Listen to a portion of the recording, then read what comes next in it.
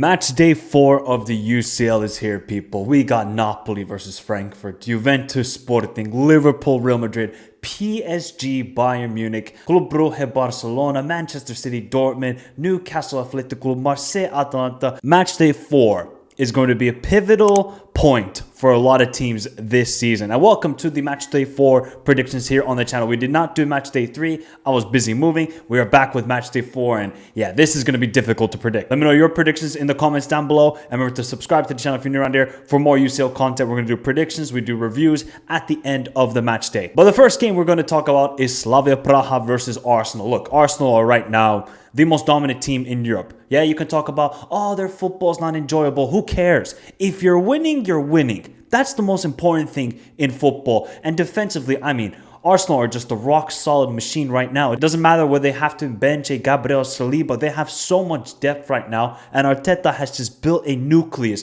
defensively. And they still got talented players going forward. The Ezes, the Yirkers, the Sakas. They have a lot of difference makers up front. So for Arsenal, they're going away to Slavia Praha. And, you know, kudos to Slavia Praha. They went away to Atalanta. Yeah, they did survive in some of the game, but they also created some glorious chances in the match and got away with the point, which is a valuable point for Slavia Praha. But now at home against Arsenal, yeah, Arsenal just too dominant right now. I'm going to go 2-0 Arsenal. Now, a big game is Napoli versus Frankfurt. And Napoli need to win this game because they got embarrassed. And I mean humiliated in PSV. Yeah, look, Antonio Conte is a bit of a fraud in Europe, but this is a talented Napoli team. Scudetto winners. They need to be playing a lot better in the Champions League. You see now they're starting to pick up some form in the Serie A, defensively looking better because Milinkovic-Savic is an excellent goalkeeper. Now, what do they do with the KDB injury? How do they rectify from that situation? Does it now go with maybe David starting in this team? Rasmus Højlund is back healthy because Lorenzo Luca cannot do anything up front. So, yeah, there's a little bit more positivity with Napoli this season, but they have to change the narrative in the Champions League after getting humiliated on match day 3. And for Frankfurt, I mean, the last 2 match days, we can forget about them because they got humiliated by Atletico and destroyed by Liverpool, a Liverpool side that are in terrible form right now. So I think for Frankfurt, they got to defensively do better, but you're going away to Naples. It's going to be a hostile environment. I don't think any Eintracht Frankfurt away fans were allowed into the city because of what happened last time when Eintracht Frankfurt played away to Napoli. So, yeah, I think it's going to be very difficult for Frankfurt. Defensively, they are just a horror show. Yes, they have good players going forward like a Jonathan Borkart, but also, I felt like the last game against Liverpool, the Dino Topmoller's lineup was like, oh, he just gave the game to Liverpool. And defensively, they had to be much more organized. So this time around, I'm going to go Napoli winning 3-1. Atleti next are hosting Royal Union. And I kind of feel bad for Royal Union because they were having a great season. Then their manager left to Monaco. Now their season is a little bit up in the air. What do they do? New manager in. How can they rectify the season? So I kind of feel bad for Royal Union. And we saw them in the last game against Inter where, again, they started off well and then they just fell off. And fell off. And that's going to be the case for Royal Union in their first ever Champions League season. Is they're going to play good in some moments, but they just lack the quality. Maybe they lack the experience against these top sides. And yeah, Royal Union are going through the gauntlet this season in the Champions League. And for Atleti, they just got to keep on rolling. They have to win this game because they still got a tough schedule in the Champions League. It is a must-win against Royal Union at home. In the last couple of seasons, they've had these sort of slip-ups against these sort of mid-tier sides in Europe, but I think Atleti this time, they will bounce back. I'm going to go with them winning 3-1. Bodø Glimt against Monaco. Is this the game then that Bodø Glimt get their first ever UCL win?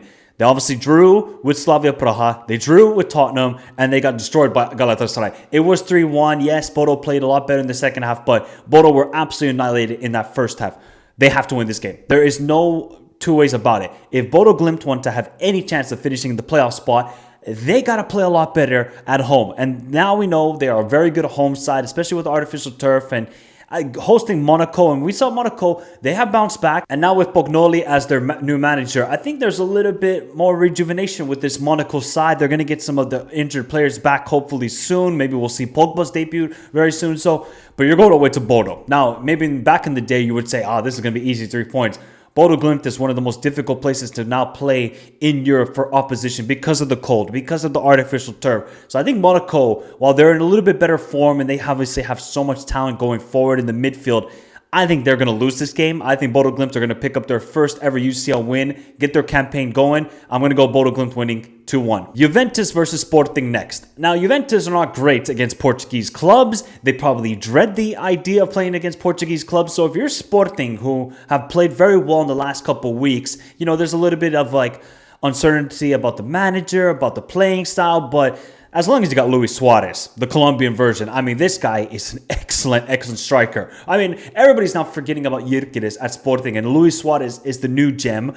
And I think Sporting are playing well. They maybe got lucky against Marseille because of the red card, and then they took advantage of it and won the game. But Sporting still got to play a lot better. They're going away to Juventus, and obviously Juventus are just, I mean, yeah, they won against Udinese, and now Spalletti is the new manager. I can't trust this team. Defensively, they are not good enough. What sort of style does Spalletti want to bring? Does he want to bring a 4-3-3 formation? Do these players suit that sort of style? There's going to be so many question marks with Juventus heading into this game against Sporting. And mind you, Juventus need to win this game. And also Sporting, they could do with another point. It's considering last time they went away to Italy, to Naples, they lost the game, but I think they actually played a lot better than Napoli. I think this is going to be a tough game to predict. I'm going Juventus and Sporting drawing 1-1. I think that's a fair result in this game, but it's a must-win for both. Now, a game that I'm absolutely dreading is Liverpool-Real Madrid. As a Liverpool fan, the way this team are playing, I mean, it's better to just turn off the TV and wait after 90 minutes, check on FootMob, and see you lost again. This Liverpool side are dreadful. Defensively, a horror show. Midfield-wise, there's no combination play right now. There's no stability. There's nothing with the midfield. And the attack, it's just nothing. It's stale. It's like if Atletico plays, there's a little bit something. Gakpo, you know, he's going to cut inside and shoot. He's never going to use Kerkis overlapping. So I think Liverpool are a big mess here. And for Arne Slot, he needs to win this game. He needs to get some faith back into the fan base because so many fans right now are on this slot out. Am I on this slot out right now?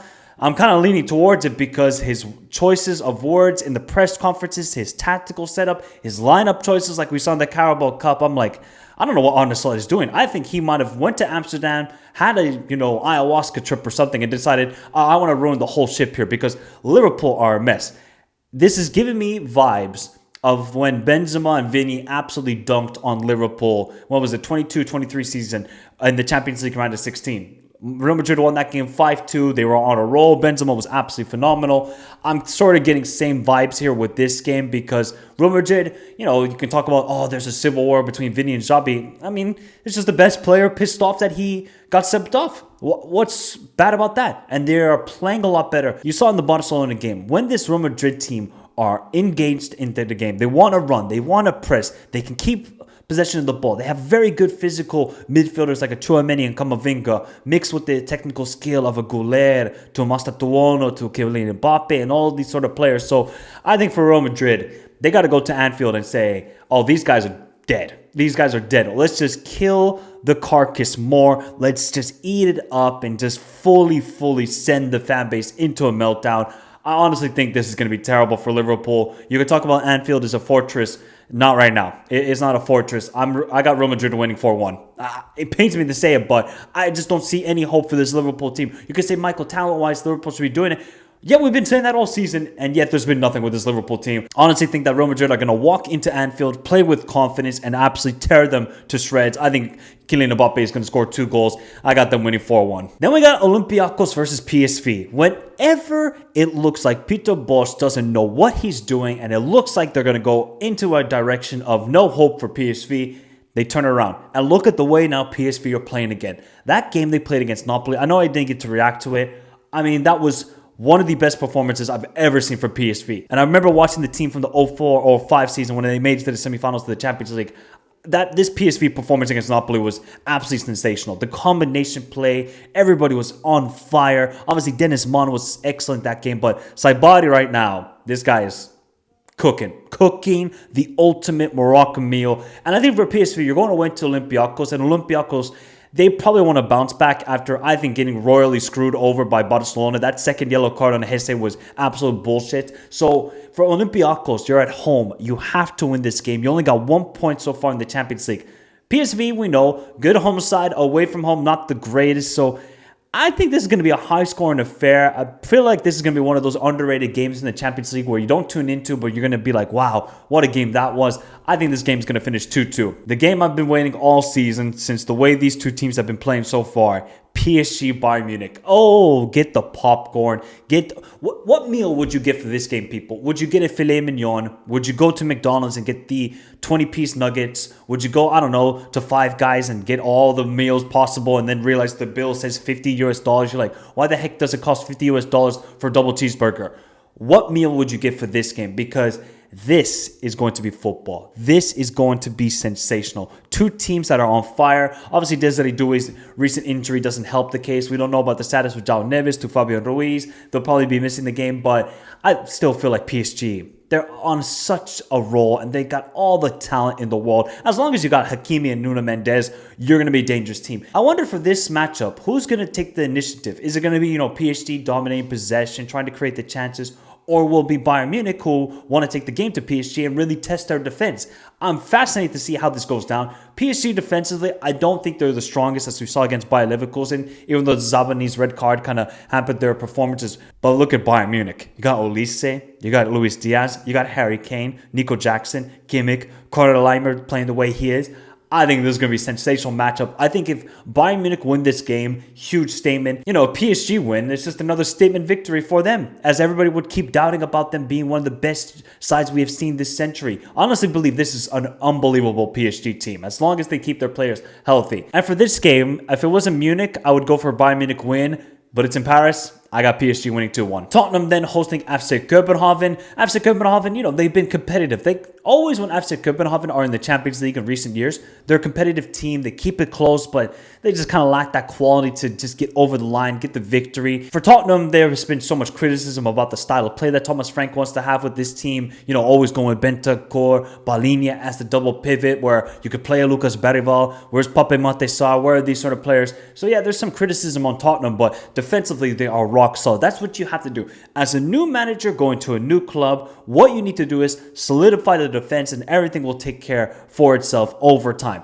And I think for this matchup, yeah, it should be an easy victory here for Spurs. I would love to see FC Copenhagen win because I think that would be sensational. But I got Tottenham winning the game 2-0. Pafos hosting Villarreal. Villarreal, you got to win this game. You've now had a couple of opportunities against big teams, the Juventus, the Manchester City, the Tottenham, and you have a grand total of 1 point. You've been competitive. You have some flashes of brilliance. This is a must-win for Villarreal if they want to make it to the playoff. And for Pafos, they got a point away to Olympiacos. They got a point away to Kairat after getting a red card in the first 5 minutes. Pafos defensively are a good team, but they just don't offer a lot going forward, and that will probably be their downfall even in this game, as we saw against Bayern Munich. And I think Villarreal, they just have too much attacking talent. They got to win this game. I got Villarreal winning 3-1. Qarabag hosting Chelsea. Now, in the past, you would say Chelsea easy win, 4-5-0, but Qarabag this season are the surprise team. They play good football. They're not scared of the opposition. Even when they went away to the Samames and Atletico,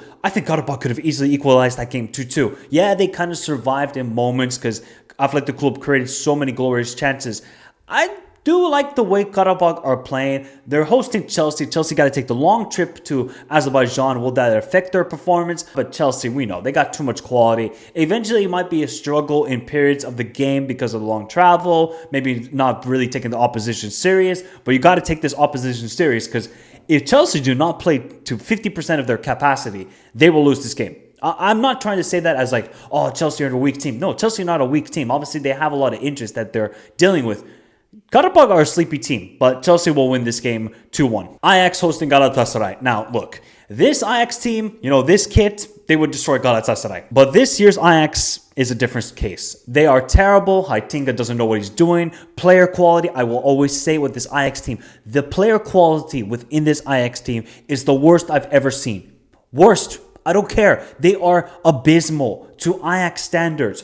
Where are the standards? People want to talk about standards FC. That should be Ajax because I'm looking at the way they're playing. They're defensively a horror show. They don't have anything going forward. It's dreadful to watch Ajax. Now they're hosting Galatasaray. Galatasaray have done remarkably well the last 2 games. Beat Bodø Glimt, convincing fashion. They beat Liverpool after they got demolished by Frankfurt. So for Galatasaray, if you want to qualify to the playoffs, have a good seeding, maybe have the second leg at home, You got to win this game away to Ajax. And the last couple of years, Galatasaray away from home in Europe are frauds. They just don't seem to get that big result here. They got to go to Amsterdam against a weak Ajax team and beat them. And maybe they will do it because Victor Osimhen is just God mode right now. The dude is unstoppable. And I like the way Galatasaray are playing. Galatasaray are going to give opportunities to Ajax, and Ajax just got to figure out who's going to get the goals.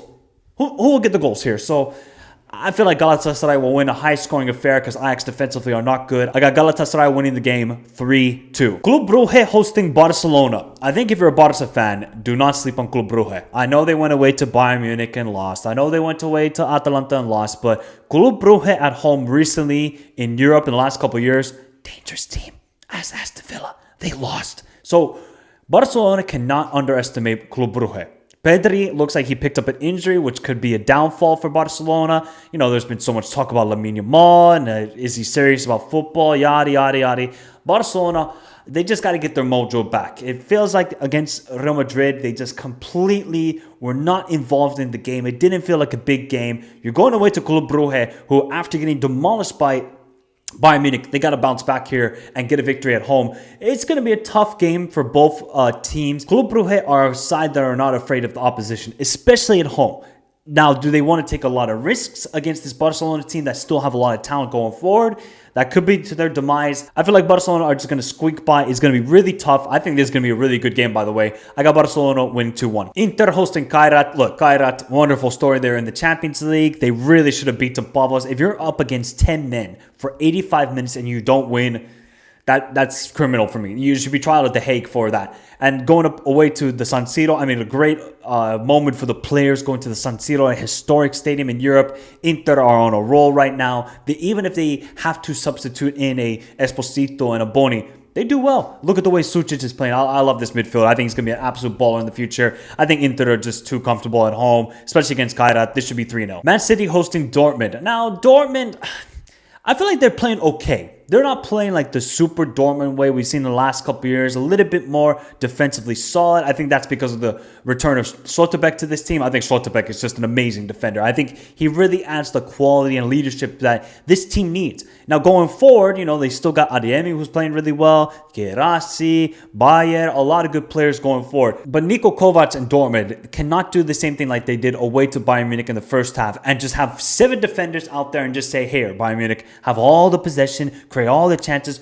Don't do that away to Manchester City, because we see Manchester City still are a little bit vulnerable. They don't have a lot of goal scorers. It's basically Erling Braut Haaland and Inshallah at this point. There is nobody else who's getting consistent goals, and that's a problem for Pep. Should he start now a Shirky every single game to get more creativity for other players?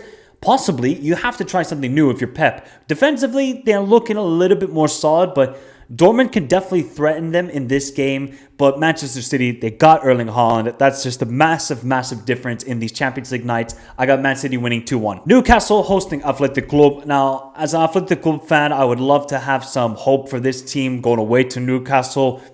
I got no hope. I might throw in the white flag already, because Newcastle at home are a dangerous team. Look at Voltemont, bro. Voltemont is a ballerina. What should be his nickname? Volta Goat, Volta Messi, Volta Ballerina. Like, this guy is such a good player. Yeah, he doesn't like have a lot of one-on-one opportunities. He's not going to run in behind it, but just his link-up play. We saw that against Benfica. The link-up play to Barnes, to Gordon. It's just mesmerizing to watch for Voltemont. And Newcastle playing a lot more games with Voltemont is going to help with the chemistry, maybe making those runs in behind. So overall, it's going to keep getting better and better. And defensively, they are a solid team, Newcastle. And they got to keep winning in the Champions League. They did that away to Royal Union. They did that at home to Benfica. They got to do the same thing here against Athletic Club, who I have no words for Athletic Club. There's nothing with Sunset. Inaki is a disaster. Nico's coming back from injury. Doesn't look the same. Guruzetta's really the only good player in the forward line.